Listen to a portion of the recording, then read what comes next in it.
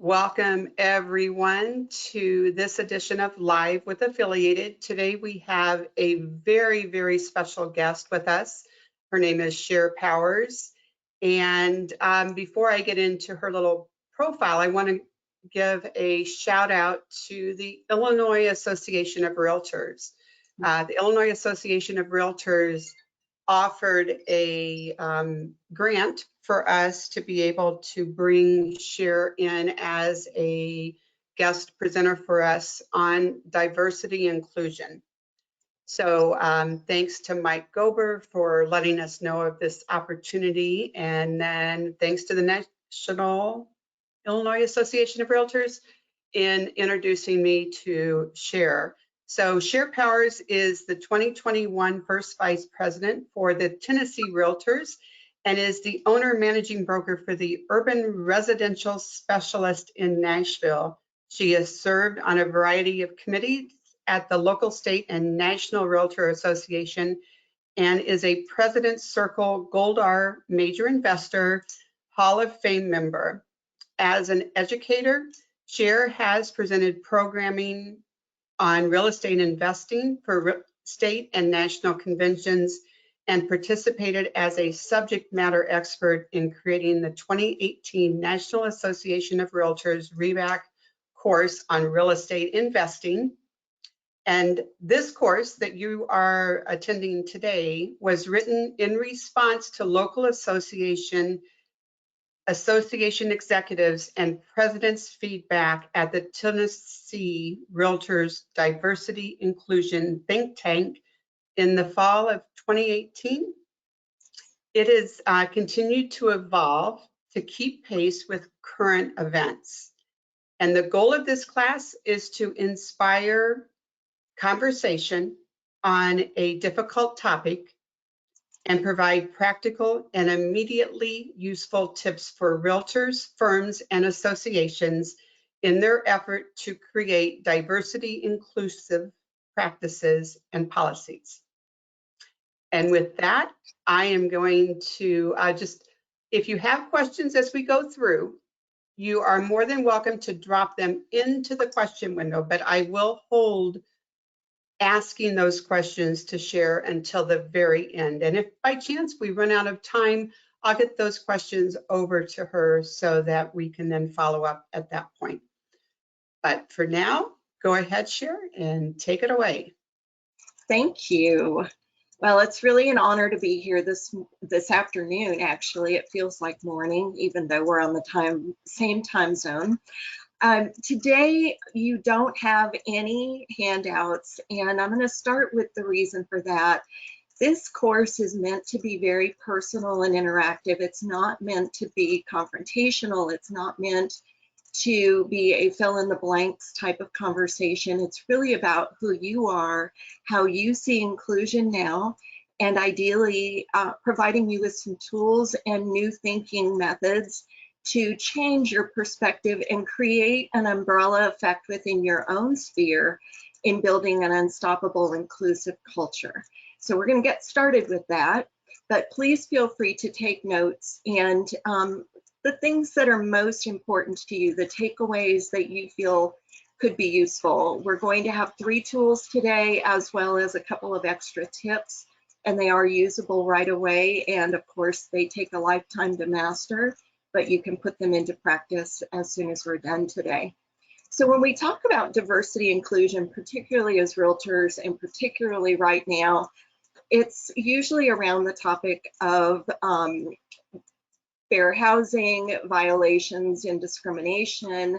We had some changes to our code of ethics where 10.5 is a rule that talks about hate speech and slurs even in our private lives when we're on social media or interacting in groups and we're not working.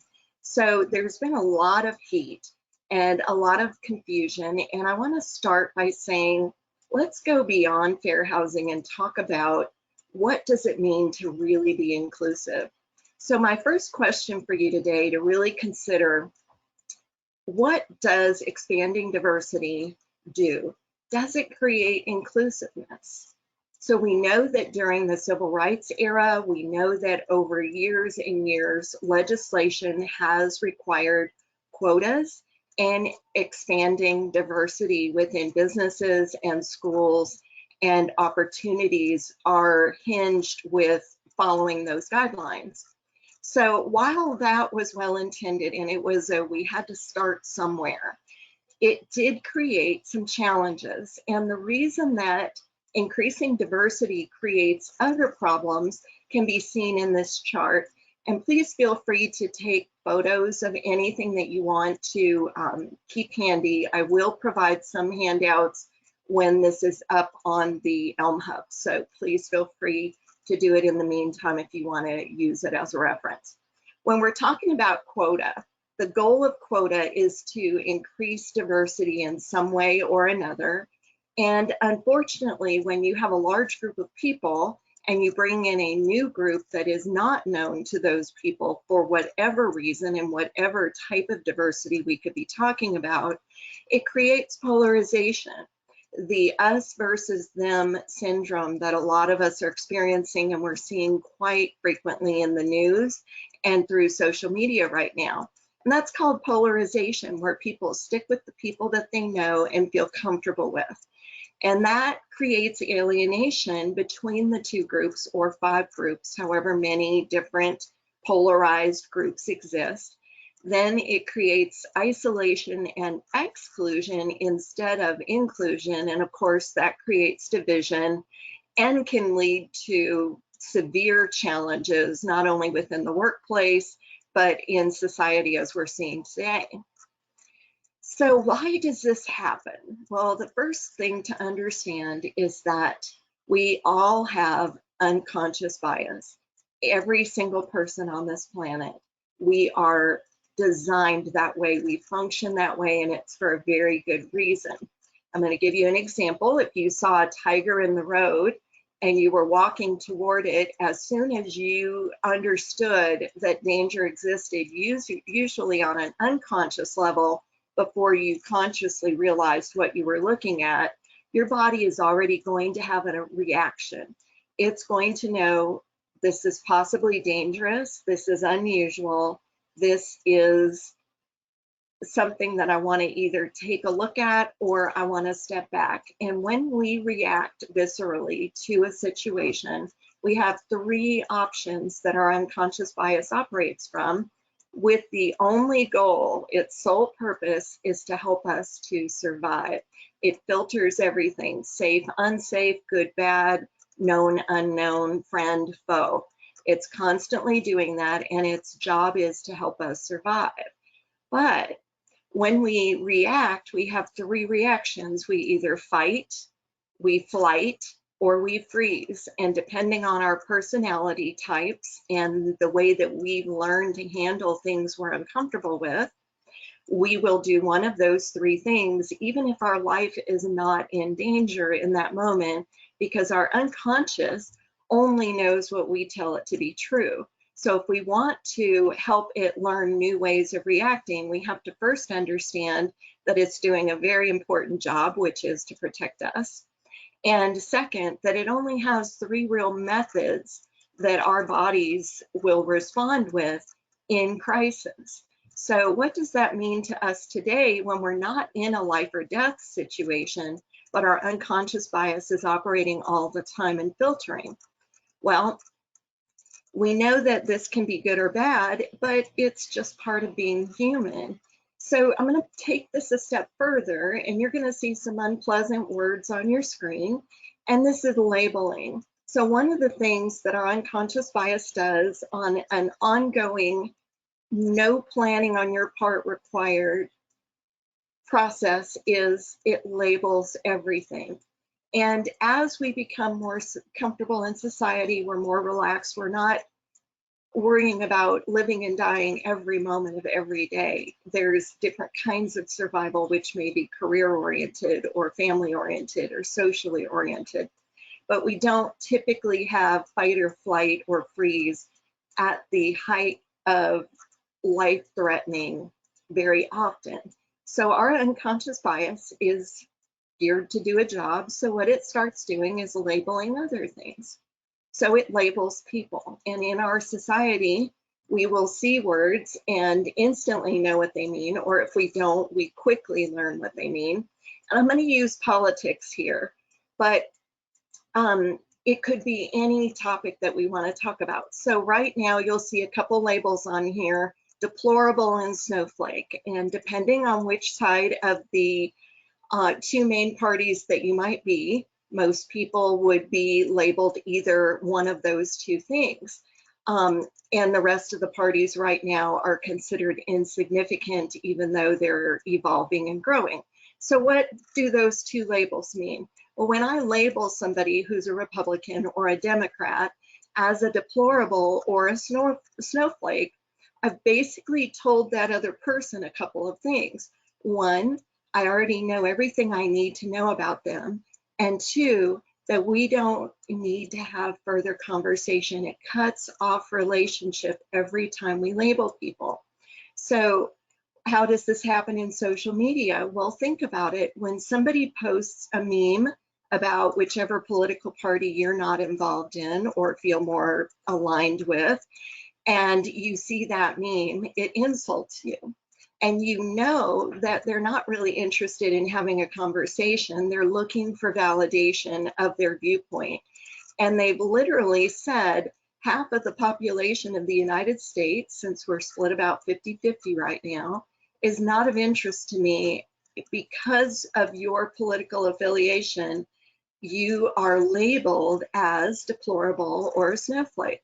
Well, why does that matter? Well, if you're the person being labeled, you know that you're much more complex than simply who you vote for, even if you're very involved politically. But it goes beyond that, which is it lets you know that the other person has diminished your value. And we can do this with any label we want to. The purpose of labeling is to define things quickly, safe, unsafe, those things that I mentioned, friend, foe. But when we're doing it in a society that is not trying to survive to the extent that life and death would indicate, we start this labeling to decide who is good, who is bad, who is more valuable, who we respect, who we don't respect. And when we allow labels to become part of our vernacular, like recently, a Karen would be a very recent label that has become part of the vernacular. If someone, for example, a woman, a white woman typically, is reacting in a way that some people would call white privilege, or trying to use her position as a white person to intimidate or control the behavior of a person of color or Black, then that's been labeled as a Karen. The problem with that is each person is much more complex than their behavior. And as soon as you label that person, they already know that you've decided that they have no further value to have interaction. However, if you address the behavior, now you can have an interaction and respect the whole person while not necessarily respecting their behavior in that particular situation. So keeping in mind what labels do, they marginalize, and we're going to talk about marginalization. I'm going to ask you to think about a time in your life when you felt marginalized. This is when you felt less than. Could be that you weren't invited to an event, you weren't recognized for something that you really deserved in your mind to be recognized for, you weren't selected for a team, you were overlooked for a promotion, perhaps a client that you've been working with for a very long time has gone with another realtor. These moments we can get angry, but at the height of it, we really are the heart of it. We feel marginalized. We feel less than in that moment, that this person or this situation or event didn't value us. And if you can keep marginalization at the forefront as we go through the rest of this conversation today, it's really helpful in understanding how we can bridge the gap and be more inclusive, and understand how simple it really is by several mind shifts that we'll do. So before we get into our first tool, I want to talk about the Newsday Study. that was done. It was undercover, and if you have not had an opportunity to go through this program and read all the material, look at the graphs, watch the videos, it is absolutely astounding how powerful and insidious that unconscious bias really is in how realtors treated people who came in to see them seeking help to find a home. And the buyers, would come in, a person of color or Black and a white person. Both of them had cameras, they had similar budgets, they had similar descriptions of what they wanted in terms of the size of home and perhaps a school or other things that were important to them. They were spread apart a little bit. It was a double test so that the same agent was tested twice, given the same parameters. And sadly, only 2 firms out of all of the firms that were studied in Long Island were found to be discriminatory. So only 2 were not discriminating with the realtors that they tested in those offices. Now, what did it look like?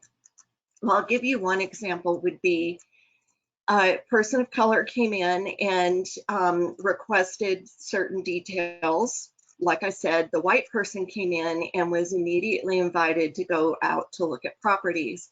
The person of color was asked to provide an ID and proof of funds and told that it was a company policy, even though the white person was not told that, nor were they required to. So this is implicit bias. The agent did not realize that they treated people differently.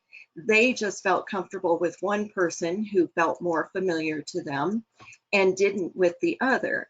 The challenge with this is if we're not treating everyone the same and seeing them as individuals, we can have implicit bias causing us to discriminate against clients.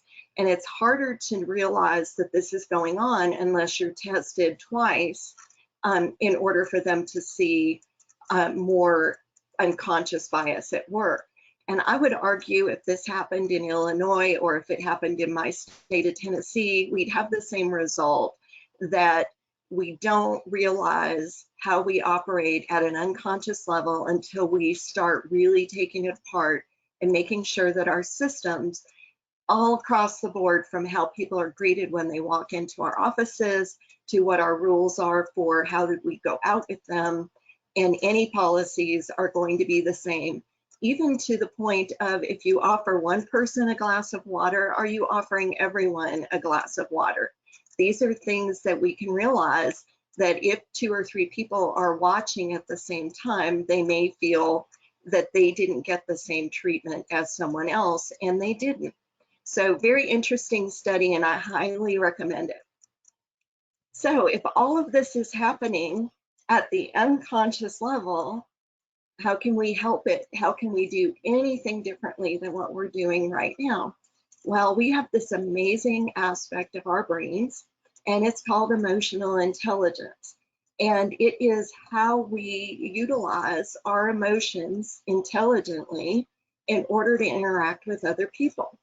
What's interesting about emotional intelligence, or EQ, is that it is a better measurement of whether you will be successful in your business life, your personal life, your social life, and your satisfaction with how you're living, more so than your IQ or how intelligent you are. So another great thing about emotional intelligence is that you can actually improve it. This is such a wonderful tool. And we're going to start with what is emotional intelligence, and then we'll break down how do you improve it. So the first 2 aspects of emotional intelligence are internal. It's your self-awareness and how you manage yourself. Are you aware when you're hungry, angry, lonely, tired, which is HALT?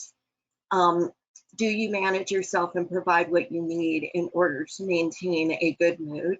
Do you take care of yourself? What is your motivation? Are you someone who is constantly running late, or are you someone who plans to be on time? Do you Did you have a lot of pressure in school where you had to have the midnight oil burning in order to get that paper done? Or did you like to have it done well in advance? Self-awareness, self-regulating, and how you drive yourself. What is your motivation for how you take care of yourself? And then the other two pieces are external. These are empathy and social skills. And empathy and social skills are really about how do you treat other people and how do you interact with other people. So we're going to talk about both of these in just a moment. And we're going to talk about a lot to do with empathy, because empathy is one of the simplest tools we can use to start thinking about people in a different way and disengage our unconscious bias and start consciously making decisions about what we're going to tell our unconscious or subconscious to believe. So what is empathy in action? Well, we've all heard the golden rule, and most religions have some format that goes into the do unto others as you would have others do unto you. And this is a really great value. It's part of our code of ethics. But if we want to take it a step further and add the platinum rule, do unto others as they would want done to them. Why is this so important? Well, we're going to get into that next. We're going to talk about when we're empathy in action, our tone and our body language. Are we truly present in that moment? Are we responding to another person's emotion, even if we do not have time to break it down and have a conversation? Can we simply acknowledge how someone is feeling in the moment? And when I talk about being present, I think it's really important to think about it from the standpoint of how do we be empathy in action? Well, let's say we're out in a group again, and someone comes up to join the group. If we want to be present, we would introduce them. If we are actually in a conversation and our eyes wander, we get caught up in seeing someone across the room that we haven't seen since COVID started, we're going to be distracted. So while that person's talking with us and our eyes wander, we've gotten distracted, a way to be empathy in action is simply to draw our eyes back to the person and acknowledge the truth. We both know that our eyes wandered. We both know that we quit listening when we saw the other person. Maybe we smiled and our eyes lit up and it wasn't at the person we were talking with. And in that moment, it's simple to say, I'm sorry, I just got distracted, but I really want to hear what you have to say. Would you please repeat your last sentence to me? By apologizing, by acknowledging we've done it, we've shown that person has value. It's that simple. And if someone walks up to the group and someone is speaking, it's enough to step back, nod at the person who joined the group, showing them the respect that you know that they're there, but not letting them take over or create side talk when you're in the middle of a conversation. So this is an ongoing process, and it can be a lot of fun. And the more you start realizing how easy it is to shift your thinking, the more relaxing it will be. So the first tool I'm going to share with you today in creating an umbrella effect is to become curious. And how do we become curious? We've got to slow down our thinking. If you're someone that finishes someone's sentences, or you're planning how you're going to rebut or comment to what someone is saying, slow that down and really start listening and question your viewpoint. What if I could be wrong? And if you want to know how you are in interacting with others, ask people you trust. Do you feel that I listen to you when we're speaking? Do I finish your sentences for you? If I do this, would you please let me know? I want to make sure that I'm treating you with respect when we're having a conversation. And then reflecting on outside influences. If you know people who are very good at nurturing inclusive relationships, watch what they do. Read books. There are tapes. There's so much you can do on emotional intelligence to really become more empathetic and aware of other people and to build your social skills. And then here's another little tidbit that I think is important for all of us to keep in mind is notice when you're giving favor or disregarding others, particularly in your family, one child over another, you're working with clients, one client over the other, you feel comfortable, so it feels like a three-way triangle. Be conscious of those things. We'll talk about what to do about that in the next few slides, but paying attention to those decisions where we like somebody or we dislike somebody, favor them, disfavor them. Why? Asking ourselves the question why.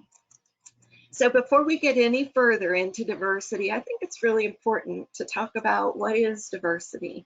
And I think we see so much in the news these days that are particularly Black and white issues. We've seen some recent crimes against Asian Americans, Asian people in our communities.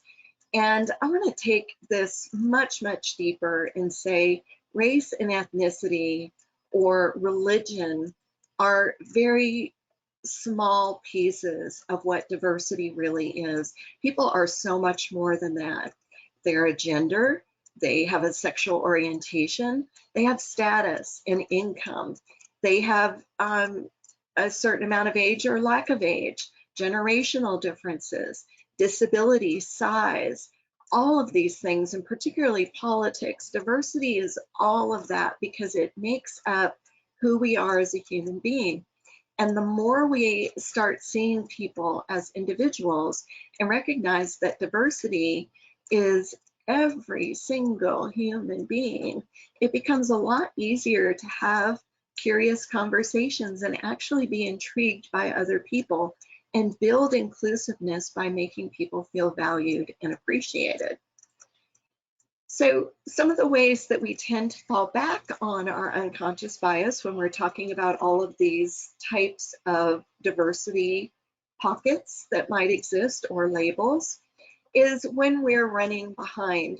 If you're a person who is always late, it is likely that you're going to fall back on unconscious bias because you're operating at a speed of stress that requires your subconscious to do work while you're trying to take care of getting wherever you're going.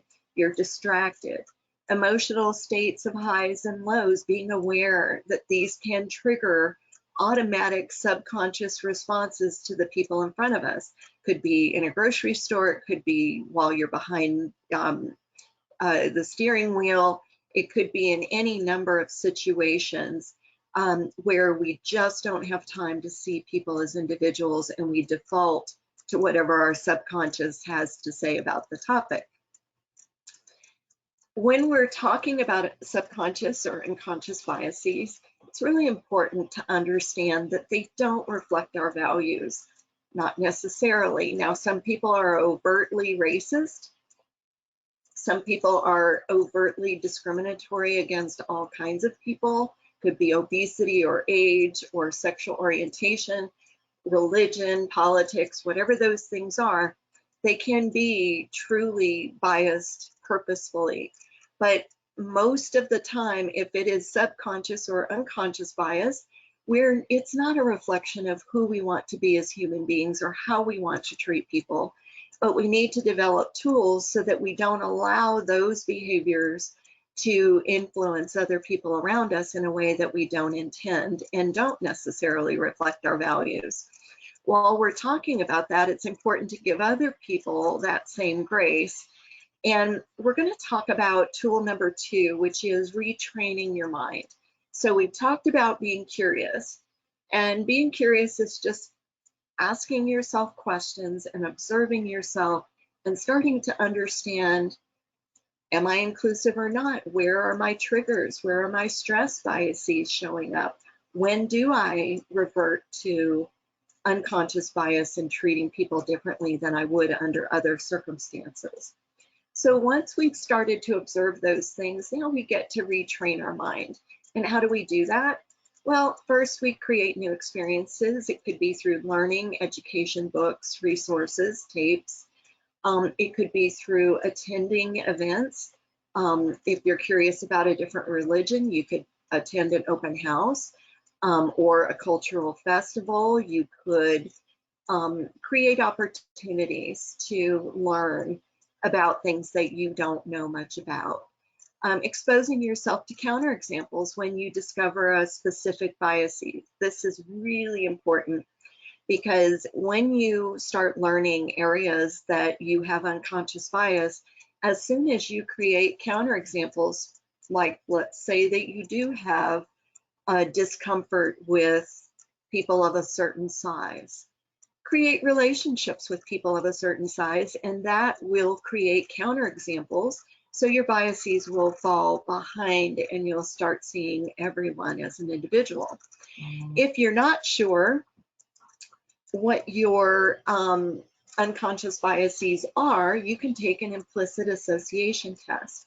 Now, these tests are available all over the world, and they're usually provided by universities who have either a social studies, behavioral studies, psychology studies departments, and they're gathering information through these implicit association tests. They are free. You can take them anonymously. You can create a file so that you can test yourself again in a few months or a year, whatever you want to do, to see how you've grown.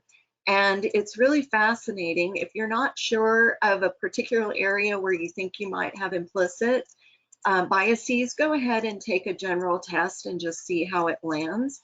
Fascinating, but it is eye-opening and will be the beginning of a journey that will be lifelong.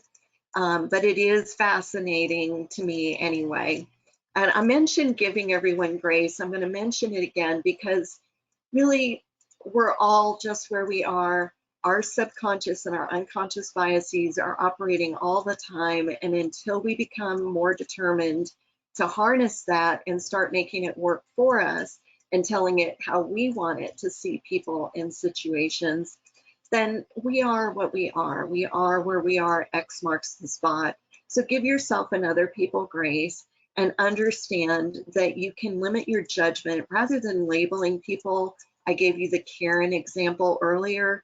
Rather than calling a person Karen, label the behavior with detachment. Understand that they are where they are, that they're much more of a human being than that bad behavior in the moment, and address the behavior if it's appropriate, not the whole human being by calling them a name or a label. And then we're going to use the 3 tools and go a little bit further. This is really an interesting aspect of what are the triggers to our unconscious bias, our subconscious bias? What happens that causes us to automatically default? So in our society right now, we have so many different triggers, but I'm going to give you 4 of them. The first is an affinity bias, and we've all met people, hopefully in our lives, who we just feel comfortable with. They may remind us of someone else. We may have so much in common that we really just have an innate comfort being around them. That's an affinity bias. There's nothing wrong with an affinity bias. That's where the friend-foe definitely is on the friend end of the spectrum. Where it's a negative is if you are in an office setting or a large group setting, you're sitting on a board, you're running a meeting. If you have an affinity bias, this can come across as mean girls or mean boys, where that little affinity group has an inside joke, or they pretty much look at each other and have expressions. Everyone else notices this and feels excluded. So being protective of affinity biases is really important when we're trying to build inclusion. I'm not suggesting don't have relationships with people that you feel an affinity for. I'm suggesting become more aware if you're excluding other people in social settings where you could be creating more relationships. This happens a lot with clients. If you have a couple or a family that you're working with and you connect with 1 or 2 of them and the rest you don't have an affinity for, it can very much turn into an us versus them, or you can find the other, if it's a couple, them actually going to another realtor because they didn't feel, one felt like an outsider in that interaction. So affinity bias is positive, but it can also be negative. Halo effect, it's exactly what it sounds like. It's when you put a halo on someone's head and they're bigger than life and they're not allowed to be human. Of course, once they are human and we become aware of it, they tumble off of that pedestal. And the cruelty of a halo effect is, while we admire people, it's unfair to them because our unconscious bias expects them to be perfect, and no one can be. So if you find yourself putting people on pedestals, it's really important to look for the humanity in those people. Confirmation bias, this is what we see on social media all the time. Somebody posts a comment, they're not looking for people to have a conversation with them. They're looking for people who agree with them. And the way you know this is try to have a different point of view within the feed, even if it's someone you know well and like, and the rest of the horde will descend on you and tell you why you're wrong and actually shame you for having a different point of view. That's confirmation bias. We're looking for people to agree with us. Why is this dangerous? As realtors, it's really important that we make sure our clients are making their best decisions. And if we're working with groups of people, perhaps managing an office or managing agents, we want to make sure that we're not looking for people to agree with us, or that we're not looking for confirmation, rather than really seeing each person as an individual and having true conversation and getting to the heart of what they need and want. Groupthink, this is where the riots come out of a peaceful demonstration or march, where a small group of people will stir up the crowd. Most people will leave, but some people will be drawn into this with a violent mindset and destruction and anger. I'm not judging that people have the right to feel angry about situations in our society. I'm only talking about the mechanism that draws them in, creates behavior that is destructive and potentially lose life or get arrested. A lot of people, there was a woman who was kicking somebody who was on the ground, and she was videotaped, and she ended up arrested. And in an interview after she had gone to court, she was actually telling people, this is not who I am. I've never kicked anyone in my life. I don't even know what came over me. Well, when we're drawn into groupthink and we feel the energy and the emotion, and sometimes this is on a board setting or an office setting where it's one person's opinion and everybody is waiting for that decision in order to know how to act or what side of the fence they want to be in a vote. This is groupthink, and it can be very dangerous, but more important, it denies individuality and creates a common goal that no longer allows for separate thought. So very important thing to think about when we're getting drawn into things that perhaps aren't quite us. So if we don't take action, we won't change. So the taking action here is your tool number 3 for umbrella effect is going to be recognizing individuality. And I've talked about this through this discussion because it is the absolute simplest way of not having unconscious bias, allowing it to drive us to make decisions or treat people differently if we see people as individuals and we make sure that our policies and procedures are consistent always. So if we're going to recognize individuality, we do it by asking open-ended questions so that people can contradict what we might be thinking internally and not realize. And then we also want to reject oversimplistic conclusions to avoid creating a bias going in the opposite way. What we want is each person to be seen as an individual, whole and complete. They are part of a variety of groups, but they are also specific and unique. And then when we talk about our own biases, we encourage others to talk about it as well. So how do we do this in meetings? And what is a meeting? Well, a meeting can be your family at the dinner table. A meeting can be a formal board of directors meeting or an informal office meeting.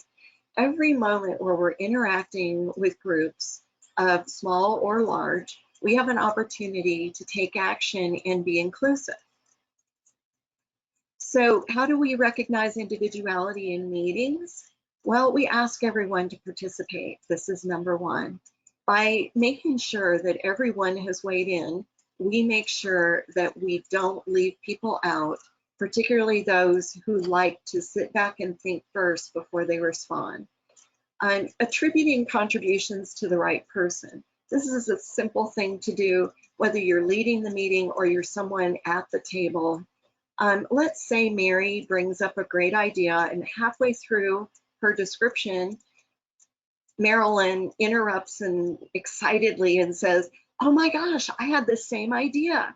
I really love it, and this is what I was thinking." Well, anyone at the table could say, "Marilyn, I love where you're going with this, but I'm not sure Mary was finished speaking. Could we come back to you, but make sure that she shared her whole idea before you finish with what you're going to say?" So you haven't shamed Marilyn by saying, "Hey, Marilyn, don't interrupt." What you have done is invited her to consider how she interrupted Mary in a non-confrontational way. You've acknowledged Mary as the originator of the idea so that she's not hijacked, but you're also saying, "Marilyn, we're not going to forget you. We love where you're going with this. Let's just make sure Mary finished what she was going to say." So this is extremely helpful with people who take longer to finish a sentence. It's a simple way to show that each person is valuable, even if they think differently or process information or how they share information differently.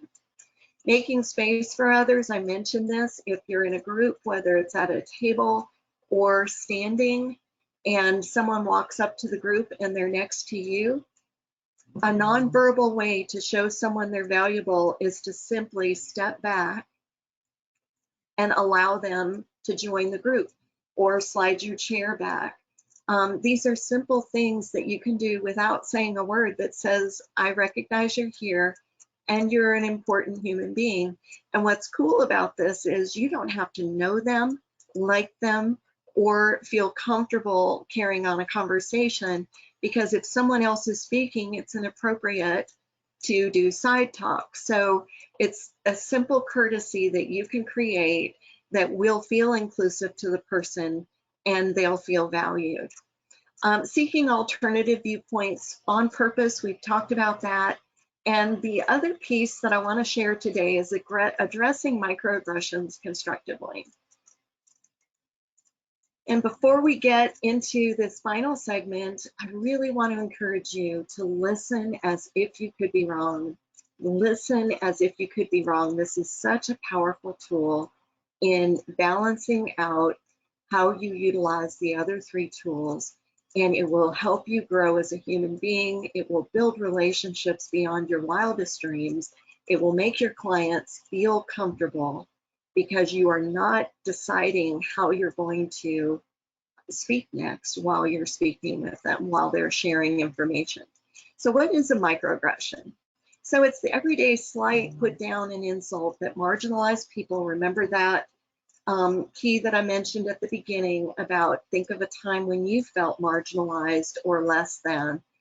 Marginalization happens to some cultures, some religions, some groups of people that I mentioned that could be considered diversity.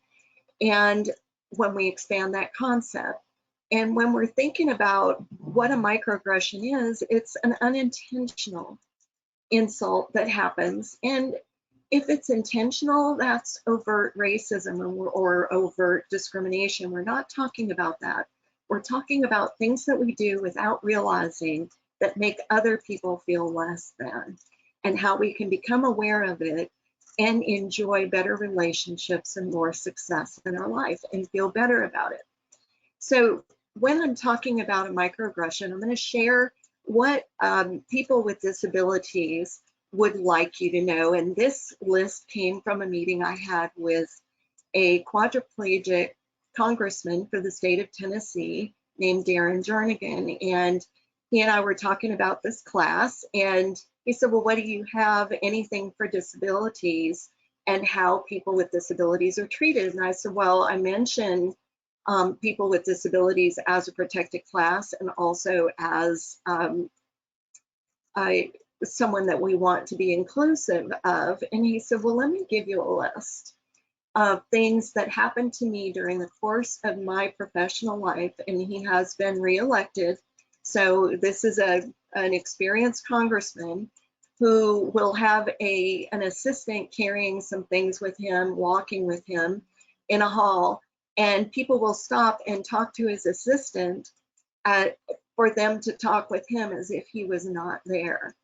I'm going to go down a few more. Talking louder unless requested. People shout at him as if he's deaf. So we speak in a normal tone of voice to everyone unless someone asks us to speak up that they cannot hear. Asking before we help, leaning on people's wheelchairs or moving equipment like a walker or a cane because we think it's in the way actually renders that person helpless.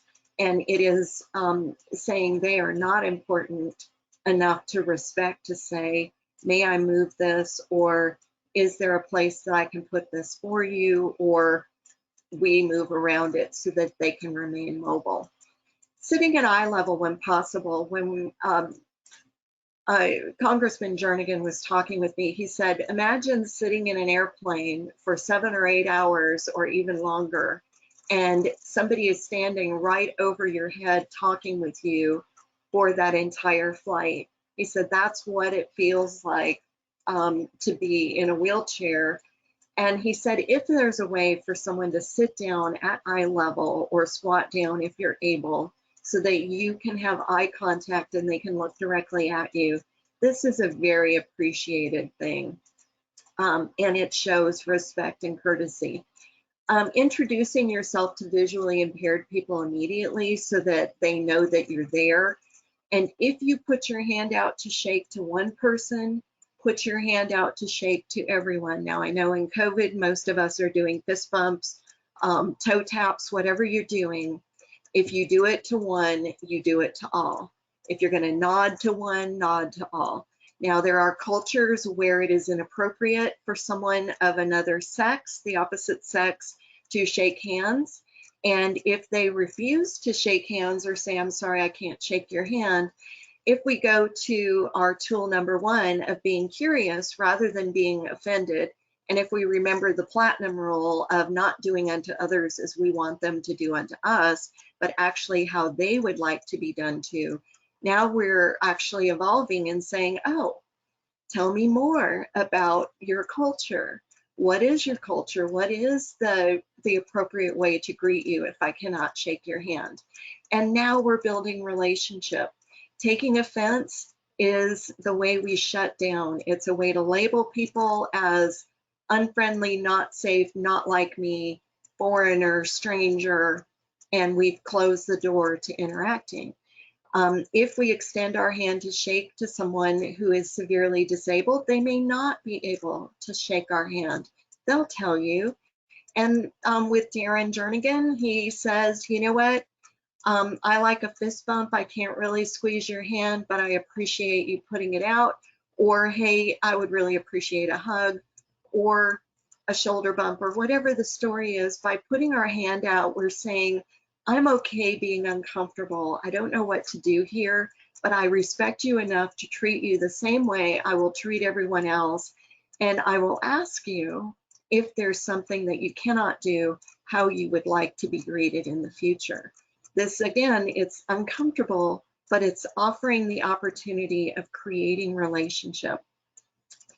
As we go forward, examples of microaggression during a meeting. I gave you several of these: talking over someone or interrupting them, finishing their sentences, taking over an idea, not giving the originator credit, playing on our cell phone or our laptop, not opening space for people, all of these things.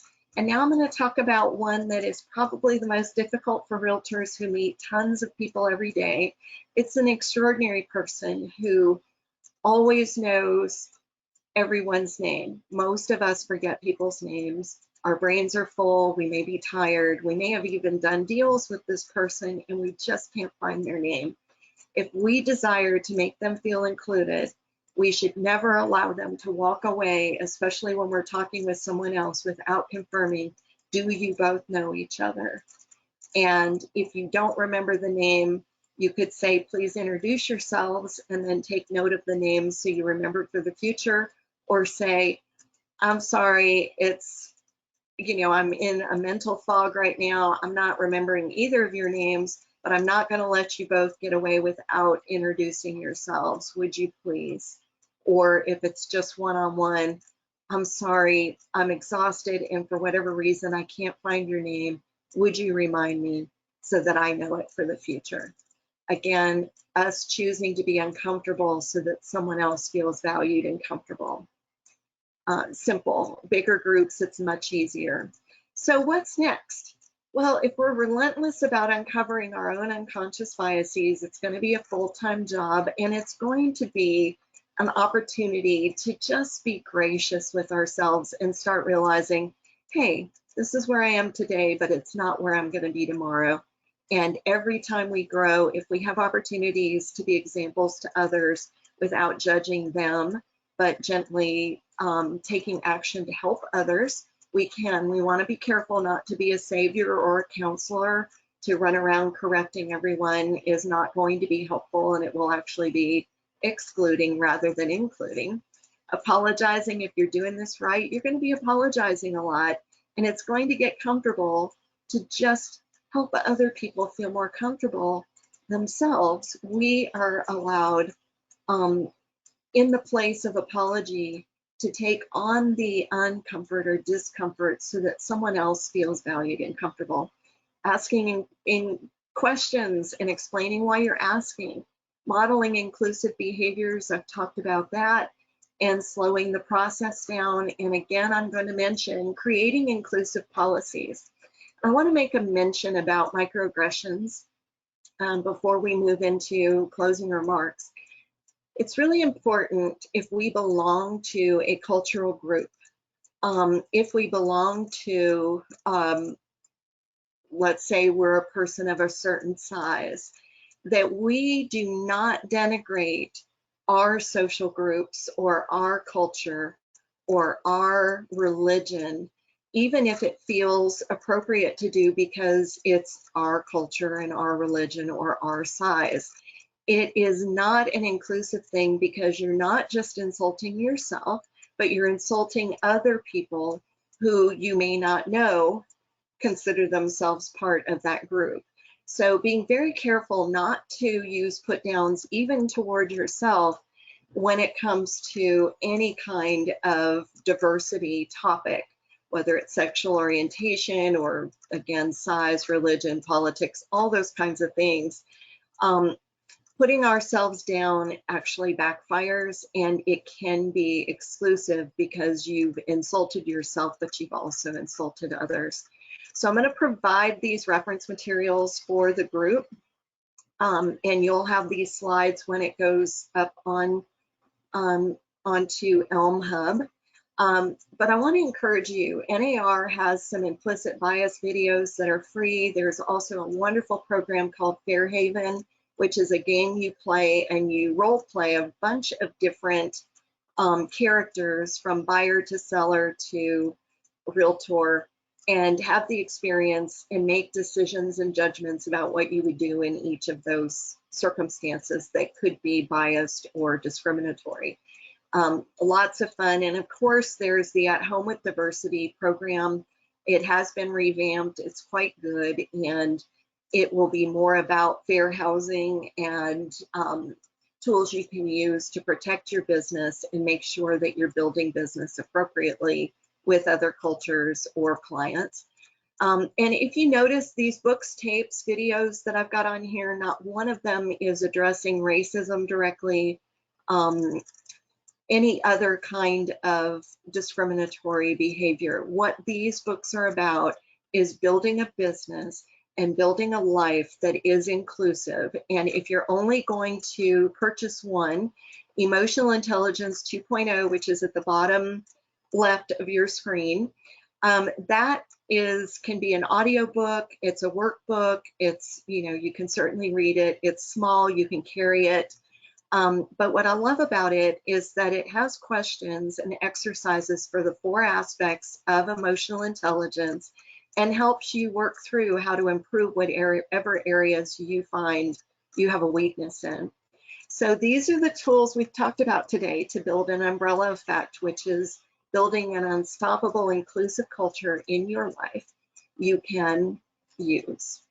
Being curious, retraining your mind, recognizing individuality, and my favorite bonus, listen as if you could be wrong. So we are at the end of the slideshow, and I am not sure how to, there we go. So we've stopped sharing the screen, I believe. And are there any questions? We've got just a couple minutes left, and I can do some more wrap up if we need to. I am not seeing any questions, and I think that is a sign of a fantastic presentation. You definitely answered a lot of questions. And it's funny that you had that last slide of your top 3 and the quote of listen as if you could be wrong. Right. That is a huge takeaway for me. Everyone is saying no, very, very informative, very insightful, that they very much enjoyed the webinar. So I will be adding this recording to our Elm Hub along with some of the resources that you brought up. And hopefully we will have a much better understanding of diversity and inclusion and all of the categories that fall under that. So thank you very much. As everyone is saying, excellent presentation, very interesting. Thank you very, very much.